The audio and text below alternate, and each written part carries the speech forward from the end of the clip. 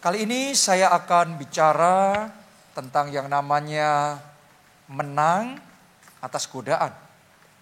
Kenapa? Karena dalam hidup kita selalu akan ada yang namanya godaan. Dan iblis selalu akan berusaha menggoda kita supaya kita melenceng. Dan akhirnya kita jatuh. Akhirnya rencana Tuhan tidak tergenapi dalam kehidupan kita. Jadi penting sekali untuk kita ngerti gimana strategi iblis melancarkan godaan dan berusaha menjatuhkan. Kemudian bagaimana kita mengcounter itu sehingga kita bisa menang atas godaan. Saya berdoa melalui firman Tuhan ini, semua pribadi yang ada di tempat ini, Tuhan mampukan Anda untuk menang atas godaan. Amin. Kita baca Amsal 7 ayat 21 sampai 27. This is the way of temptation. Ini cara godaan datang dalam hidup kita. Cara iblis melancarkan godaan supaya kita jatuh. Caranya gini. Ia merayu orang muda itu dengan berbagai bujukan. Jadi godaan itu gak datang cuma satu. Berbagai bujukan, berbagai rayuan, berbagai godaan. Pertama digoda kita ngomong no. Digoda kedua kita ngomong no. Digoda ketiga kita ngomong no. Lama-lama terus menerus jebol juga, jatuh juga. Karena terus menerus dilancarkan serangan godaan itu. Ya, lanjutkan lagi. Dengan kelicinan bibir ia menggodanya. Jadi bibirnya lumai sekali. Licin sekali, manis sekali. Saya mau ngomong sama saudara, godaan selalu datang dalam bentuk yang manis. Kalau godaan pahit, siapa yang mau? Godaan selalu datang dalam bentuk yang manis, yang kayaknya indah, kayaknya menyenangkan.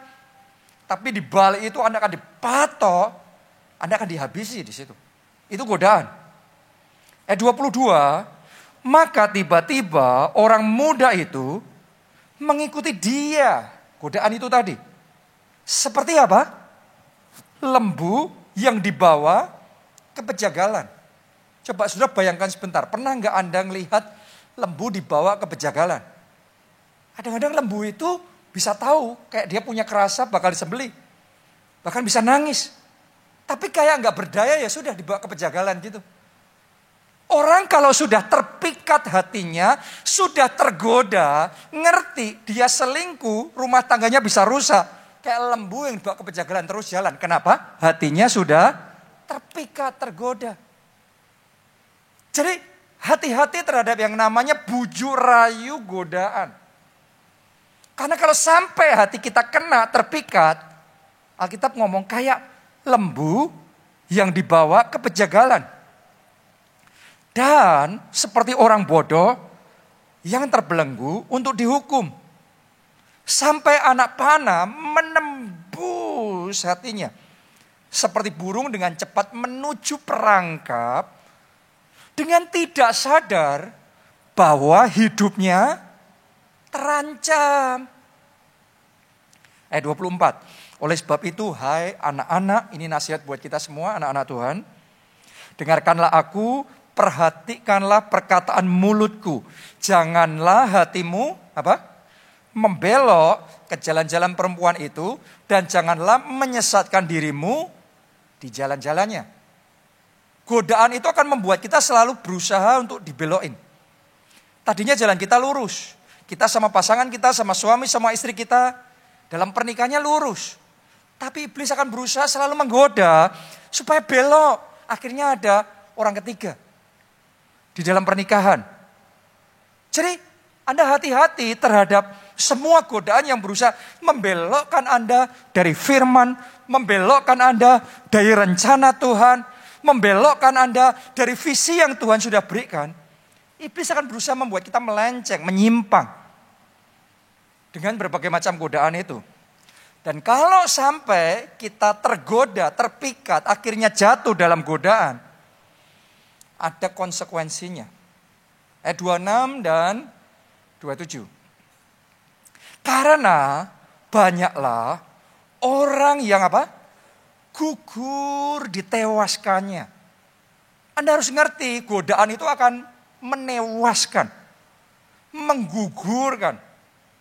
Sangat besarlah jumlah orang yang dibunuhnya. Rumahnya adalah jalan ke dunia orang mati yang menurun ke ruangan-ruangan maut. Ini konsekuensi kalau sampai terpikat dan jatuh dalam godaan. Alkitab ngomong, banyaklah orang yang gugur ditewaskannya. Berapa banyak pernikahan yang ditewaskan oleh godaan? Berapa banyak orang yang kesehatannya dibunuh, dihancurkan karena gak tahan sama godaan. Zaman sekarang beda sama zaman dulu. Zaman sekarang makanan di mana-mana. Orang gak mati karena kelaparan, tapi orang mati karena kelebihan makan. Bayangin aja kita selesai ibadah, turun ke bawah sana, jalan sebentar, full makanan semua. Coba saudara renungkan. Kalau kita gak tahan godaan terus. Akhirnya ditewaskan oleh godaan itu. Berapa banyak keluarga yang hancur, berapa banyak pekerjaan, karir orang, bisnis, masa depan orang yang hancur, pelayanan, bahkan gereja yang hancur, dibunuh, ditewaskan, karena gugur oleh godaan. Ada rekan hamba Tuhan yang luar biasa diurapi dan dipakai Tuhan dahsyat sekali. Tapi terus tergoda, jatuh dalam dosa perzinahan. Akhirnya nama baiknya ditewaskan, reputasinya ditewaskan, perkenanan Tuhan dalam hidupnya dihancurkan, pelayanannya dihabiskan, sampai akhir hidupnya mengenaskan. Padahal tadinya begitu glorious, orang kagum, heran, hebat, luar biasa. Tapi di titik akhirnya kayak nothing. Gak ada apa-apanya. Alkitab sudah ngomong, kalau kita gak tahan terhadap godaan, ditulis banyak orang yang gugur, ditewaskannya. Berapa banyak karyawan, berapa banyak profesional gak tahan, kepengen dapat uang cepat, kita korupsi, kita ambil yang tidak seharusnya kita lakukan. Akhirnya karirnya digugur, ditewaskannya. This is the way of temptation. Ini cara iblis, ini game plan-nya iblis melancarkan godaan supaya kita jatuh dan tewas, dibunuh, digugurkan oleh godaan tersebut. Tapi saya berdoa mulai hari ini firman Tuhan memerdekakan saudara. Kita ngomong, you shall know the truth shall set you free. Engkau akan mengenal kebenaran dan kebenaran akan memerdekakan. Mulai hari ini Anda nggak lagi kalah. Anda nggak lagi jatuh. Mulai hari ini Anda yang menang. Roh Kudus memampukan Anda menang atas godaan. Amin. Terima itu dalam hati saudara. Anda yang menang. Anda bukan orang kalah. Anda lebih dari pemenang. Amin. Karena itu kita perlu belajar bagaimana ketika digoda oleh iblis, kita bisa menang atas godaan. Ketika digoda, bukan jika digoda. Karena godaan pasti datang. Yesus saja digoda oleh iblis, apalagi saudara dan saya. Pendeta juga digoda, siapapun kita juga digoda oleh iblis. Tapi kita harus menang. Nah, mari kita belajar gimana kita bisa menang atas godaan. Kita akan melihat kisah ketika Tuhan Yesus digoda oleh iblis dan dia menang. Kalau selama ini Anda masih kalah sama godaan, tapi mari kita belajar gimana hari ini kita balikkan situasi, kita bisa menang. Saya rasakan sementara firman Allah disampaikan, Roh Kudus sedang bicara dalam hati kita masing-masing, dan saya tahu urapan Tuhan turun atas saudara. Memampukan kita untuk menang. Kita baca Matius 4 ayat 2 sampai 11. Dan setelah berpuasa 40 hari dan 40 malam, akhirnya laparlah Yesus. Coba saudara lihat caranya Tuhan Yesus berpuasa berapa lama tadi? 40 hari 40 malam, bukan cuma 40 hari. Kalau doa puasa 40 hari itu paling jam 6 sore buka, jam 6 sore buka, besoknya puasa lagi. Tapi ditulis dia doa puasa 40 hari, 40 malam, berarti selama 40 hari straight non-stop tanpa buka puasa sama sekali. Jadi kalau buat kita doa puasa sehari 2 hari, wah sudah. Atau baru setengah hari sudah, waduh lapar gak kuat. Kadang-kadang kita harus sadar daging kita manja sekali. Yesus doa puasa 40 hari, 40 malam. Terus ditulis laparlah Yesus. Ayat 3, lalu datanglah si pencoba itu dan berkata kepadanya, jika engkau anak Allah, perintahkanlah supaya batu-batu ini menjadi roti. Tetapi Yesus menjawab, ada tertulis, manusia hidup bukan dari roti saja, tetapi dari setiap firman yang keluar dari mulut Allah. Sementara Anda terima firman saat ini, rohmu dihidupkan oleh Tuhan. Amin, karena firman itu kekuatan. Jadi Anda terima ini bukan teori, bukan pengajaran biasa, buka hati saudara, terima firman dan rohmu dihidupkan oleh Tuhan. Rohmu dikuatkan oleh Tuhan. Yesus yang ngomong, manusia hidup bukan dari roti saja, tapi dari firman. Lanjutkan lagi. Kemudian iblis membawanya ke kota suci dan menempatkan dia di bubungan bait Allah. Lalu berkata kepadanya, jika engkau anak Allah, jatuhkanlah dirimu ke bawah. Sebab ada tertulis mengenai engkau, ia akan memerintahkan malaikat-malaikatnya, dan mereka akan menatang engkau di atas tangannya, supaya kakimu jangan terantuk kepada batu.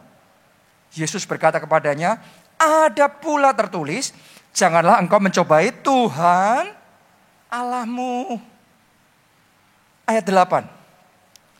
Dan iblis membawanya pula ke atas gunung yang sangat tinggi dan memperlihatkan kepadanya semua kerajaan dunia dengan kemegahannya. Didisplay semua. Oke, jadi kalau pencobaan itu terjadi di zaman sekarang, sosial medianya iblis penuh dengan kerajaan dunia, displaynya dengan segala kegemilangannya, kemegahannya, kelihatan semua tuh. Wow. Dan berkata kepadanya, semua itu akan kuberikan kepadamu jika kamu sujud menyembah aku. Maka berkatalah Yesus kepadanya, enyahlah iblis. Sebab ada tertulis, engkau harus menyembah Tuhan Allahmu dan hanya kepada Dia sajalah engkau berbakti. Lalu iblis meninggalkan dia karena iblis sudah kalah. Yesus yang menang. Dan lihat apa yang terjadi. Lihatlah, malaikat-malaikat datang melayani Yesus. Artinya dia dipermuliakan. Karena dia menang atas godaan, dia dipermuliakan. Saya berdoa, Anda juga dipermuliakan. Anda juga dipromosikan. Hari ini ambil keputusan. Terima kekuatan yang dari Tuhan. Terima anugerah yang dari Tuhan. Untuk menang atas godaan. Oke. Nah, dari pembacaan ini kita akan belajar 3 macam godaan yang dialami oleh Tuhan Yesus. Dan bagaimana Tuhan Yesus mengalahkan godaan-godaan itu. Saya mulai yang pertama. Godaan kebutuhan. Iblis itu caranya menggoda, strateginya yang pertama. Dia akan lihat hidup kita, dia pantau. Pas kita lagi butuh, dia ngerti itu kesempatan. Dia akan masuk, dia lancarkan godaan. Itu yang dilakukan iblis sama Yesus. Tadi ditulis Tuhan Yesus baru aja doa puasa berapa lama tadi? 40 hari, 40 malam, terus laparlah Yesus. Pas Yesus lapar,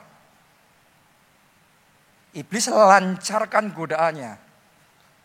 Ubah batu ini jadi roti. Roti itu yang dibutuhkan Yesus. Dia lagi lapar dan digoda dengan sesuatu yang dia butuhkan. Kalau Anda lagi butuh duit, Anda akan digoda digoda sama iblis apa yang di depan mata, tapi haram itu. Harusnya nggak boleh itu.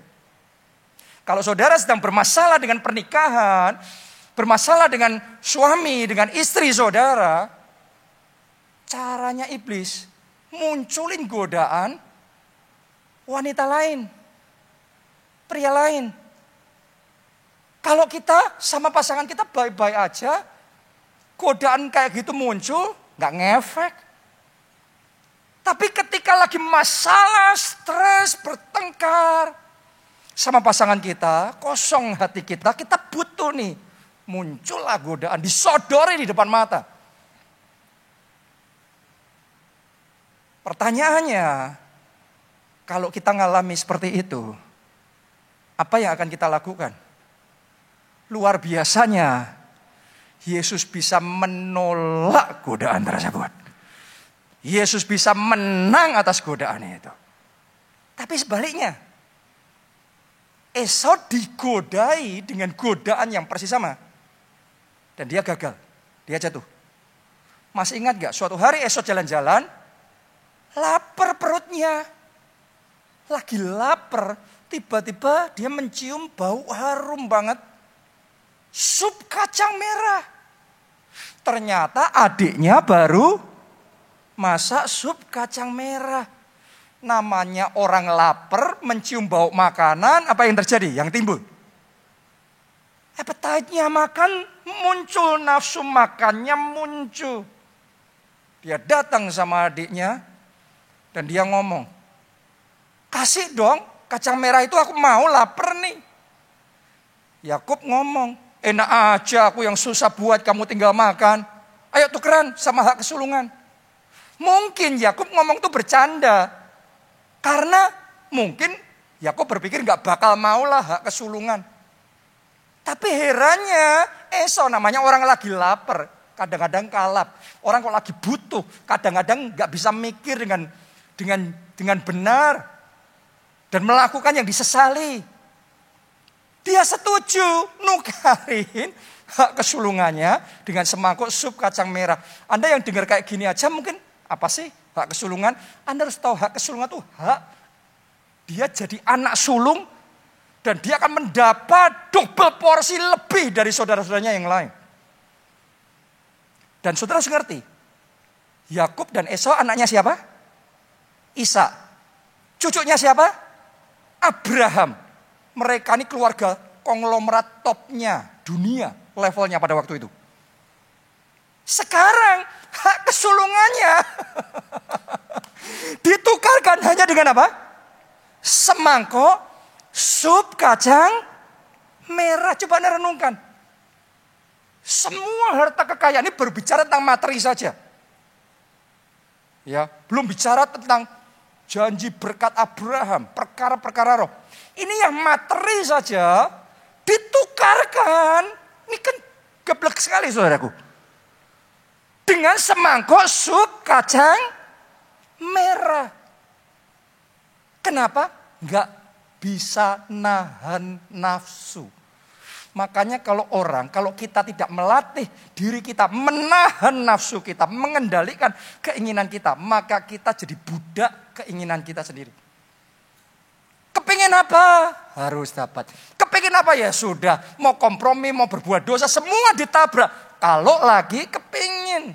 Itu sebabnya cara Yesus bisa menang atas godaan. Dia doa puasa. Doa puasa itu dia melatih dirinya. Kepingin makan, ditarik lagi keinginannya, dikuasai. Kepingin makan, dikuasai lagi. Kepingin makan, dikuasai. Dia sudah terbiasa melatih hatinya, melatih dirinya untuk memastering keinginannya. Bukan jadi budak, tapi jadi tuan atas keinginannya. Melalui doa puasa. Jadi disiplin rohani yang kita lakukan dalam hidup kita itu menentukan seberapa kita bisa mengendalikan diri kita. Anda merasa enggak? Anda out of control terhadap keinginan saudara, terhadap perasaan saudara. Hari ini saya ajak saudara teladani Tuhan Yesus, doa puasa. Waktu Anda doa puasa, kepingin makan, tidak makan. bau kacang merah atau bau makanan apapun yang dibawa sana. Kuasai diri saudara. Ngelihat di internet, ngelihat GoFood. Waduh, tinggal pencet ini, tinggal order ini. Tapi no, say no. Karena lagi doa puasa. Kalau Anda melatih dirimu dengan doa puasa, saya mau ngomong sama saudara. Seperti Yesus menang atas godaan, Tuhan akan mampukan. Tuhan akan berikan kekuatan. Anda juga menang atas godaan. Tepuk tangannya buat Tuhan yang memberikan kekuatan lebih dahsyat lagi. Amin. Karena itu mulai besok Senin doa puasa. Gereja kita mulai besok Senin akan melakukan gerakan doa puasa 21 hari. Belum ada apa-apa dibanding Yesus. Yesus bukan cuma 40 hari. 40 hari, 40 malam. Tapi kita baru nih latihan ini. Ini enteng ini. Kalau kita manja baru sehari 3 hari, waduh gak kuat. Bukan gak kuat, manja dagingnya. Gak pernah dilatih. Hari ini saya tantang saudara, mulai besok Senin, ayo bangkit, doa puasa 21 hari. Anda hitung aja dari Senin sampai 21 hari berapa lama? Doa puasa. Boleh ngomong amin saudaraku. Doa puasa, ngomong amin sekali lagi. Doa puasa, aminnya yang mantap. Tepuk tangannya yang meriah buat Tuhan. Karena itu caranya iblis. Kalau kita nggak melatih diri kita, doa puasa mengendalikan keinginan kita. Pas ingin, pas butuh, iblis sodorin di depan mata. Itu sebabnya di masa pandemi ini banyak pernikahan goyang. Banyak keluarga goyang. Kenapa? Di masa pandemi banyak orang stres, banyak orang depresi, masalah sama pasangannya, sama suaminya, iblis sodorin yang lain.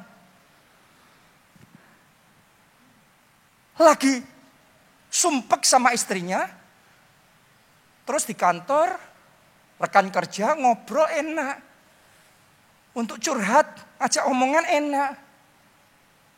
Terjadilah perselingkuhan. Kenapa? Karena lagi butuh. Gak dapat dari pasangannya. Disodori iblis. Anda sambar apa tidak? Itu kenikmatan sesaat yang akan menghilangkan hak kesulungan. Semangkuk sup kacang merah yang menghilangkan hak kesulungan. Berapa banyak orang di masa pandemi ini tergoda akhirnya gugur ditewaskan gara-gara pinjol. Pinjaman online. Lagi butuh nih. Karena semuanya ngalami tantangan. Ada pinjol. Uang cepat, cash gampang. Tanpa syarat, bla bla bla bla bla. Jatuh dah. Setelah itu di belakangnya ternyata utangnya berlipat kali ganda. Urusan debt collector lebih stres dia. Di masa pandemi ini Anda perhatikan. Investasi ilegal booming sekali. Investasi ilegal, waduh marah banget. Kenapa? Karena orang kerja beneran, kerja keras, kerja nyata, sumpek, susah. Banyak pembatasan kan 2 tahun ini. Banyak perubahan terjadi. Sehingga kerja beneran ini malah banyak tantangannya. Di saat kita lagi butuh, muncul tawaran investasi online. Trading apapun namanya. Katanya returnnya pasti, imbal hasilnya luar biasa. Tiap bulan 18%, 20%, 25%. Gak masuk akal. Padahal investor legendaris paling top, paling hebat, paling kaya di dunia. Hanya mampu rata-rata setahun 18%. Tapi ada orang entah berantah gak tahu juntrungannya dari mana. Bisa ngomong, ngeklaim, bisa ngasih kepastian tiap bulan 15%, 20%. Karena lagi sumpek, kerja beneran gak dapat, gak ada jalan. Ini ada cara gampang, langsung gampang dapat duit, ditubruk lah. Tapi sekarang menyesal. Coba saudara renungkan, firman Tuhan itu gak pernah salah. Jalan menuju neraka, menuju kebinasaan. Lebar, Alkitab ngomong, dan banyak orang melaluinya. Kenapa? Cari gampang. Kayak Esau tadi, maunya sekarang. Pokok sup kacang merah. Sekarang. Dapat sekarang, maut ujungnya. Sebaliknya jalan kehidupan, Alkitab yang ngomong loh. Sempit, sedikit orang melaluinya. Suruh kerja keras, sempit. Nggak enak kerja beneran ya, gampang investasi aja gitu. Dapat cuan duit, nggak usah ngapa-ngapa. Di rumah aja store terus. Daripada kerja beneran, pusing. Kalau kita hanya maunya sekarang, cepet, enak, gampang. Banyak orang melaluinya. Alkitab juga ngomong, banyak orang gugur ditewaskannya. Banyak orang investasinya gugur ditewaskannya. Masa depan keuangannya gugur ditewaskannya. Kenapa? Pilih jalan yang lebar, yang gampang, yang enak.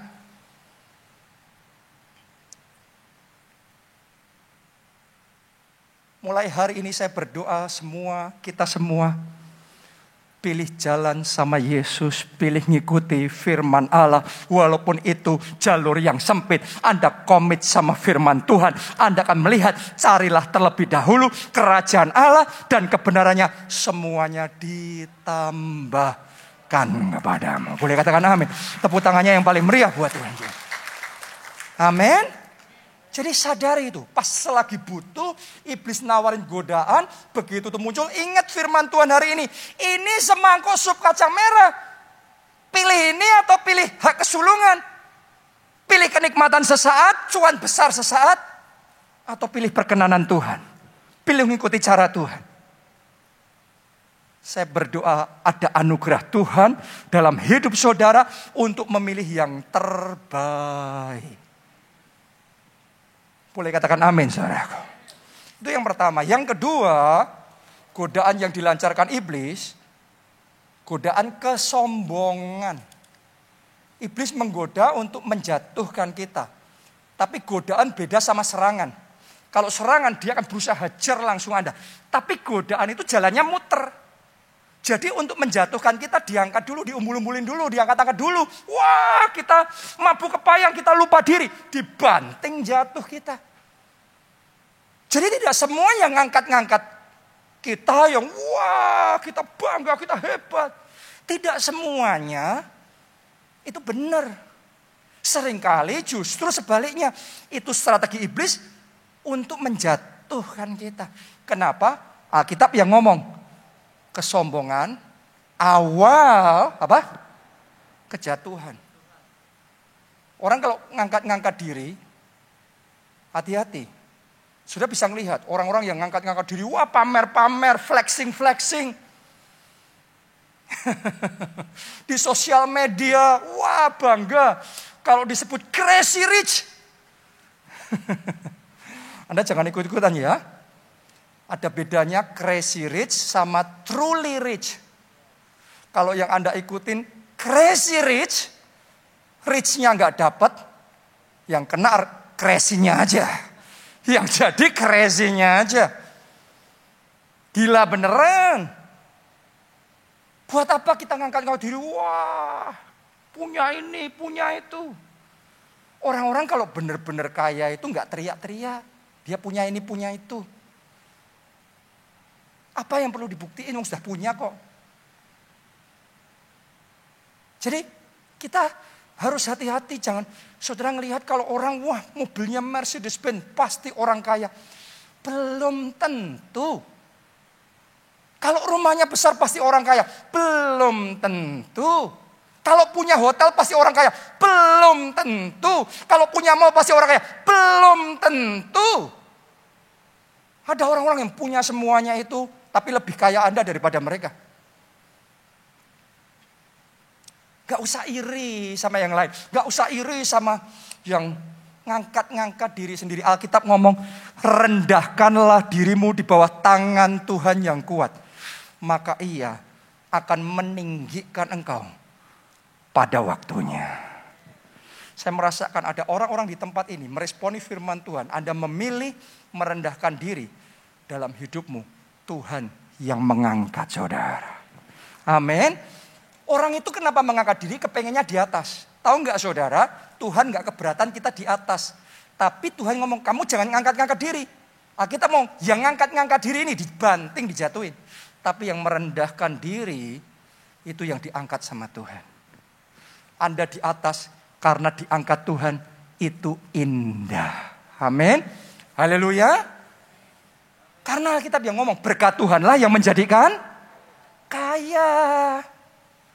Dan kalau kayanya saudara, karena berkat Tuhan, Alkitab mengatakan, berkat yang dari Tuhan, kekayaan dari Tuhan, tidak disertai duka cita. Saya berdoa, saudara semua, jemaat keluarga Allah, Anda diberkati, diberkati, diberkati, diberkati, diberkati, diberkati oleh Tuhan.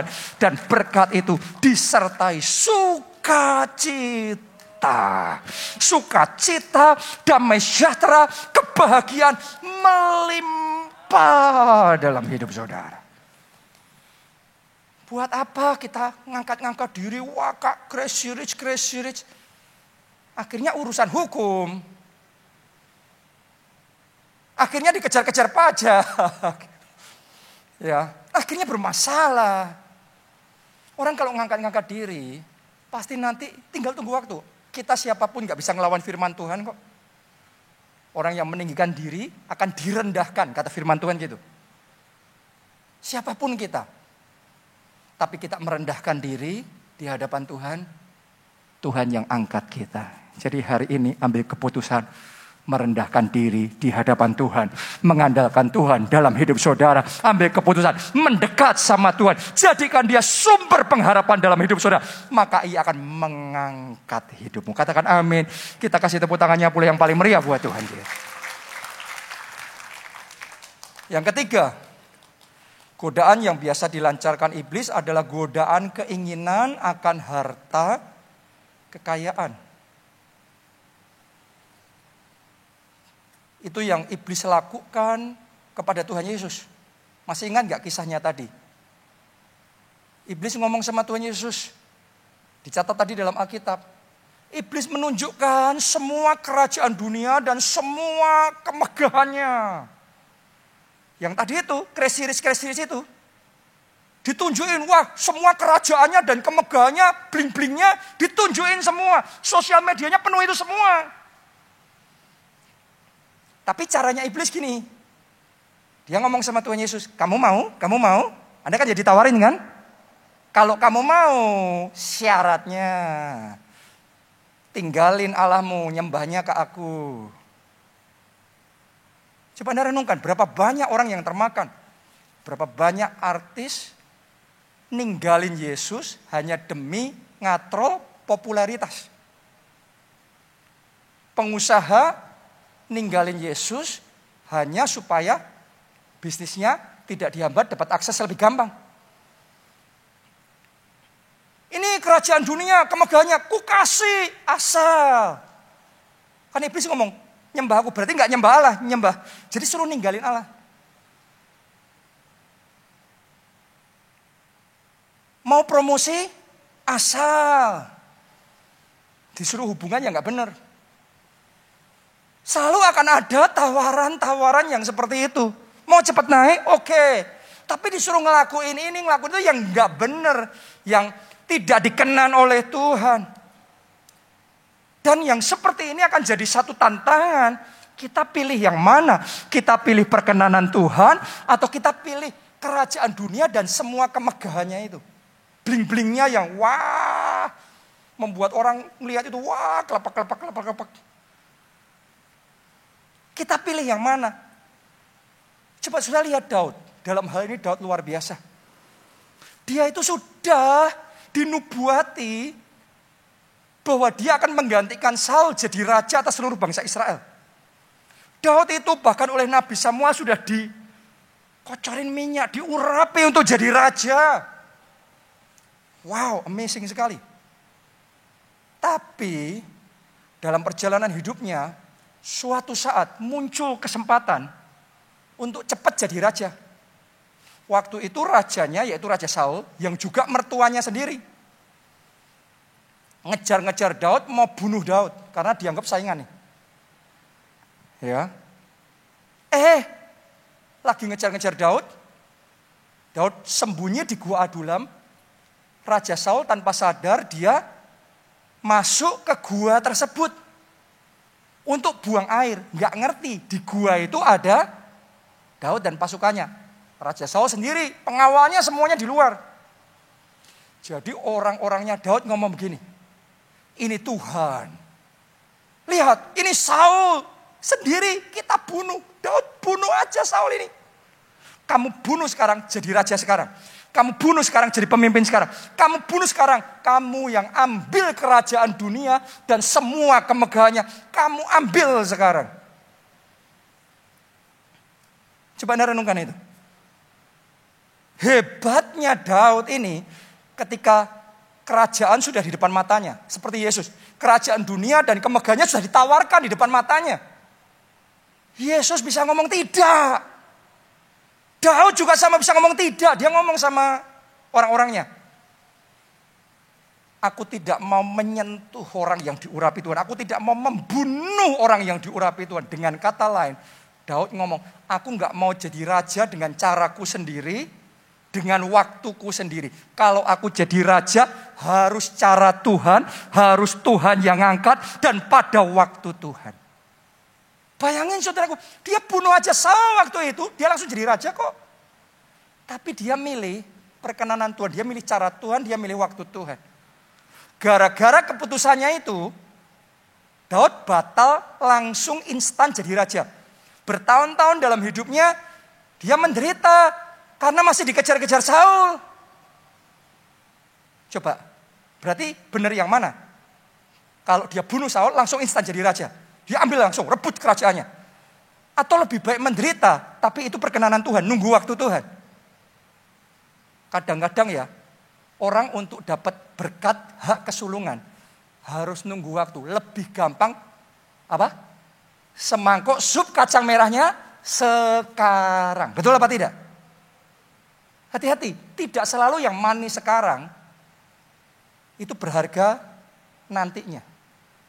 Ada yang Anda dapat sekarang, kehilangan the real thing, berkat yang sesungguhnya. Daud sekalipun menderita sekian tahun, terlunta-lunta gara-gara gak mau bunuh Saul, gak mau ambil kerajaan itu yang sudah di depan mata. Tapi Tuhan ngelihat Daud. Tuhan memperhatikan kesungguhan Daud, nunggu waktunya Tuhan. Dan Tuhan, tangannya Tuhan sendiri yang ngangkat Daud jadi raja. Anda perhatikan, Daud tidak pernah merebut tahtanya Saul. Tapi Tuhan yang ngangkat Daud dengan caranya Tuhan. Pada waktunya Tuhan. Tuhan yang mempermuliakan Daud. Dan setelah dia jadi raja, bukan cuma raja biasa. Dia jadi raja terbesar atas seluruh bangsa Israel. Bukan hanya itu. Tuhan janji sama Daud. Daud, aku ngelihat yang kamu lakuin. Maka kamu dan anakmu dan keturunanmu selama-lamanya akan duduk di tahta. Coba renungin saudaraku. Jadi karena Daud milih waktu Tuhan, cara Tuhan, milih perkenanan Tuhan. Walaupun awalnya rugi, tapi akhirnya dia dapatnya tahtanya selama-lamanya. Tapi kalau hari itu dia langsung milih jadi raja dengan caranya. Saya mau tanya sama saudara. Dia bunuh Saul waktu itu. Dia jadi raja enggak? Saya yakin dia tetap jadi raja. Kenapa? Karena Tuhan sudah milih, Tuhan sudah ngurapi dia. Bahkan bangsa Israel itu sebenarnya, rakyat itu hatinya sudah sama Daud. Buktinya apa? Mereka nyanyi. Saul mengalahkan beribu-ribu. Tapi Daud mengalahkan berlaksa-laksa. Jadi rakyat mihak Daud apa Saul? Daud lah. Nah kalau Saul mati, langsung Daud diterima jadi raja, pihaknya Daud lebih banyak. Tapi kalau sampai itu Daud lakukan, Anda harus ngerti, hukum itu akan jalan terus. Sekian tahun kemudian setelah dia jadi raja, dia ngalami juga masalah dengan yang di bawah dia. Kalau dia belum jadi raja, dia masalah sama rajanya yang di atas dia. Setelah dia yang di atas, sekarang ganti masalahnya sama yang di bawahnya dia. Satu anaknya Daud memberontak. Siapa tuh namanya? Absalom. Dan Absalom tuh pintar ngomong juga. Dan waktu itu terjadinya persis. Hati rakyat sudah dimenangkan sama Absalom. Anda harus ngerti, rakyat waktu itu mihak Absalom, bukan mihak Daud. Pasukannya Absalom besar sekali. Dan Daud sudah hampir mati. Daud sudah hampir celaka. Dia harus lari dari istana. Dia harus menyelamatkan diri. Di momen seperti itu, saya percaya Tuhan ingat sekian tahun sebelumnya apa yang Daud sudah lakukan. Daud lebih memilih perkenanan Tuhan, lebih memilih waktu Tuhan, lebih memilih cara Tuhan.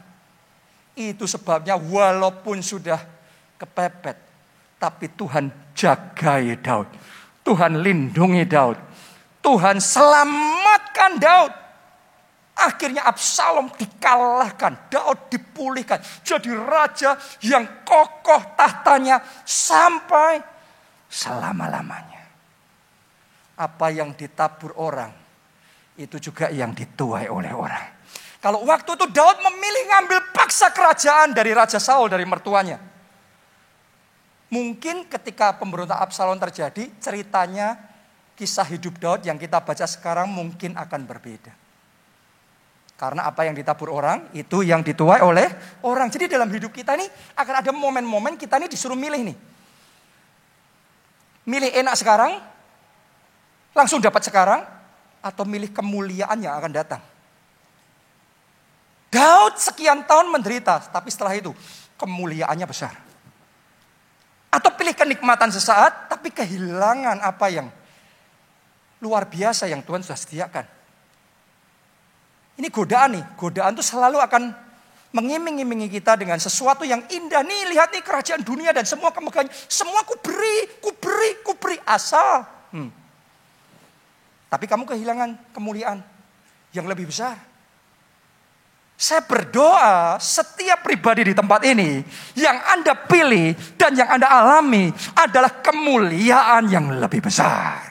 Mulai hari ini Anda tidak lagi kalah terhadap godaan, tapi Anda menang. Anda menang. Anda menang. Jadi lebih dari pemenang. Amin. Mau ngalami kemenangan? Rahasianya gimana? Nomor 1, berjalan lebih erat sama Tuhan. Kenapa kedekatan kita sama Tuhan akan membuat kita menang atas godaan? Karena kita itu jadi sama seperti siapa kita bergaul. Kalau kita banyak bergaulnya sama yang dunia, nontonnya drama-drama yang gak karu-karuan, terjadi value transfer. Pikiran mereka jadi pikiran kita jadi mikirnya jadi aneh-aneh. Jadi pikiran dunia tuh. Keinginannya jadi dunia juga tuh. Sebaliknya kalau kita dekatnya sama Tuhan, kita tuh ditransform. Kita tuh diubahkan, hari ke hari kita tuh dibaharui.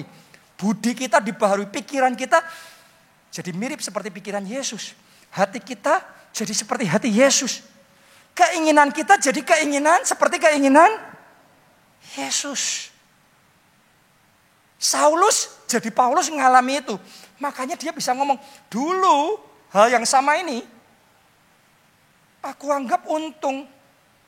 Tapi sekarang karena pengenalan akan Kristus, hal yang sama aku anggap sampah. Saudara kalau dekat sama Tuhan ini efeknya yang benar gitu. Dosa yang sama, sebelum kita dekat sama Tuhan, kita anggap ini untung nih, selingkuh ini untung nih. Ini kalau korupsi ini untung nih, makanya kita tabrak, kita ambil nih. Tapi kalau saudara kenal Allah, dekat sama Allah, ditransformasikan, diubahkan. Dosa yang sama yang tadinya dianggap untung, sekarang kita ngerti ini sampah ini. Nah kalau iblis nawari kita dengan sampah, kita ya enggak tertarik. Siapa tertarik? Anda mau sampah? Ada enggak yang mau sampah? Sampah. Ini semua kerajaan sampah dan semua kebusukannya. Siapa mau? Nggak ada yang mau. Tapi hal yang sama, sebagian orang lihat sampah ini, untung ini, gemilang ini, kemegahannya ini, kerajaan dunia ini. Bedanya di mana? Bedanya di kedekatan kita sama Tuhan. Saya berdoa, mulai tahun ini Anda lebih dekat sama Tuhan daripada yang pernah Anda lakukan sebelumnya dalam hidup saudara. Anda dibawa masuk dalam persekutuan yang karib dengan Roh Kudus. Beda hanya hadir di gereja dengan engkau punya hubungan pribadi yang dekat sama Tuhan. Beda, lain. Tahu tentang Tuhan, pendeta khotbah tentang Tuhan, dan pendeta menceritakan persahabatannya sama Tuhan. Lain. Enggak sama. Engkau kalau jalan hidup sama Tuhan, engkau diubahkan hari demi hari. Semakin serupa dengan gambar dan rupa Kristus. Amin. Yang kedua, jadikan firman Allah kiblat hidup saudara. Maka Anda menang atas godaan. Kok bisa? Lihat Tuhan Yesus. Setiap kali iblis menggoda dia. Ayo buat batu jadi roti. Tuhan Yesus selalu menjawabnya apa? Ada tertulis. Apa itu yang tertulis? Firman Allah. Jadi kalau digoda sama iblis, Yesus selalu menjawab, firman ngomong begini. Firman ngomong begitu. Tapi banyak orang Kristen, waktu digoda sama iblis, terus tanya-tanya temannya. Terus, selebgram ini ngomong begini. Influencer ini ngomongnya begitu. Temanku ngomongnya begini. Saudaraku, kalau kita ngikutinya manusia bisa salah. Alkitab ngomong ada jalan yang disangka orang lurus, ujungnya maut. Mulai hari ini hidupmu tidak ditentukan selebgram, hidupmu tidak ditentukan influencer, hidupmu ditentukan firman Allah. Karena firman itu pelita bagi kaki kita, terang bagi jalan kita. Boleh katakan amin. Tepuk tangan yang meriah buat Tuhan kita. Haleluya. Dan yang terakhir, yang ketiga, lawan iblis. Kalau mau menang atas godaan, belajar ngelawan iblis. Jangan digoda cuma diem aja. Digoda diam lagi, lama-lama jebol juga pertahanan kita. Anda lihat gak cara Yesus membuat iblis lari? Awalnya digoda, dia cuma ngomong ada tertulis. Digoda ada tertulis. Sampai di satu titik, Yesus menghardik iblis. Anyalah engkau iblis. Benar? Dilawan, kenapa? Alkitab yang ngomong, tunduklah pada Allah. Terus apa? Lawanlah iblis. Ia akan lari daripadamu. Jadi saya berdoa, Anda mulai hari ini bukan cuma nahan godaan perselingkuhan. Anda lawan, Anda hardik, Anda patahkan itu di dalam nama Yesus. Semua godaan-godaan, rayuan, bujuk rayu yang iblis lancarkan untuk menjatuhkan saudara. Hari ini dengan iman engkau bangkit dan di dalam nama Yesus patahkan. Kalahkan semua godaan itu. Anyah engkau iblis. Dan saudara jadi pemenang. Mari kita bangkit berdiri. Bekerjalah sekali. Berkaryalah. Bekerjalah sekarang. Ku percaya kuasa-Mu tak pernah gagal mengubah gelap menjadi terang. Berkaryalah Roh Kudus, penuhi tempat ini. Kami terima ya Tuhan. Lawatan-Mu penuhi hidupku, mujizat terjadi. Semuanya angkat dua tangan tinggi-tinggi. Mari katakan bersama. Berkaryalah Roh Kudus. Bekerjalah ya Tuhan. Bekerjalah sekarang. Ora basyara la bakasyara takala basyara. Ora la basyara la balabala. Ora la bakasyara. Engkau tidak pernah gagal Tuhan.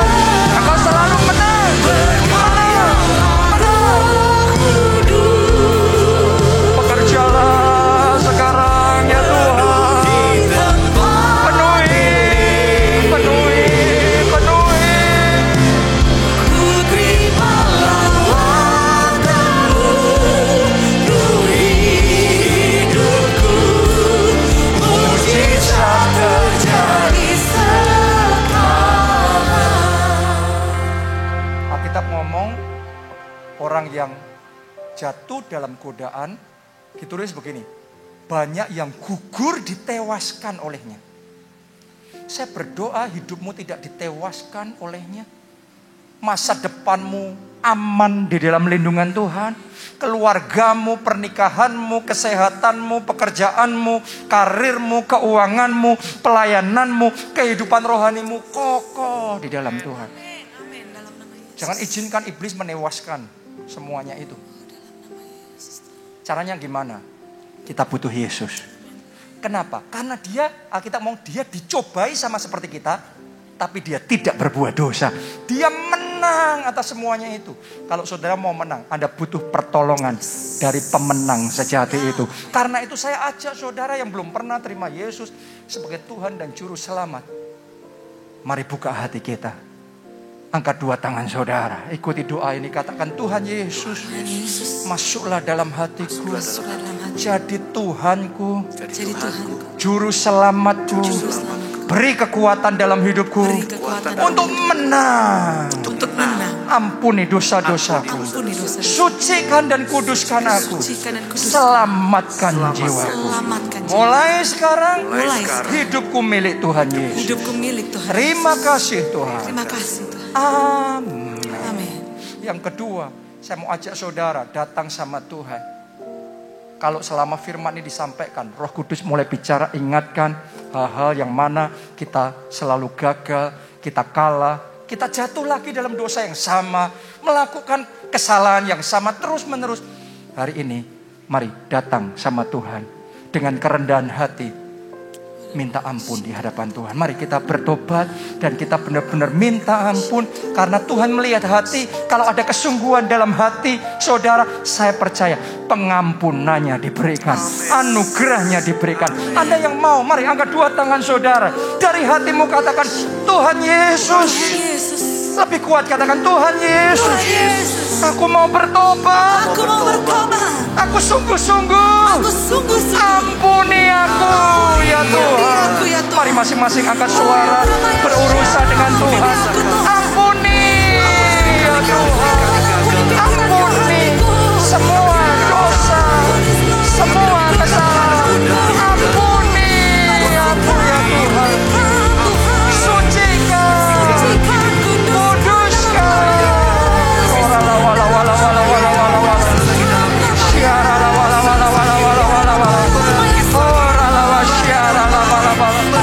Ampuni aku ya Tuhan. Sucikan.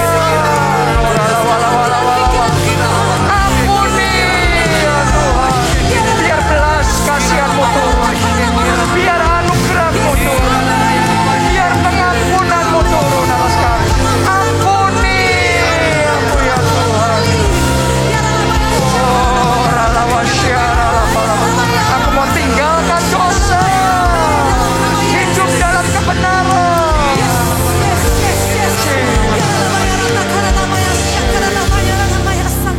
Yang terakhir, yang ketiga, kita harus sadar tanpa pertolongan Roh Kudus kita tidak mampu. Kita ingin tinggalkan dosa, tapi dengan kekuatan kita sendiri kita akan gagal dan kita akan jatuh lagi. Karena itu kita butuh Roh Kudus. Kita butuh Dia memenuhi kita. Kita butuh Dia melawat kita.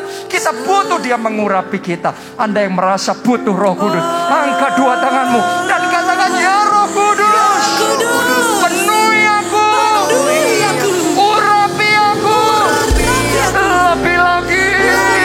Mari semuanya berdoa, lebih lagi, lebih lagi. Penuhi ya Tuhan, penuhi, penuhi, penuhi, lebih lagi. Kami perlu anugerah-Mu.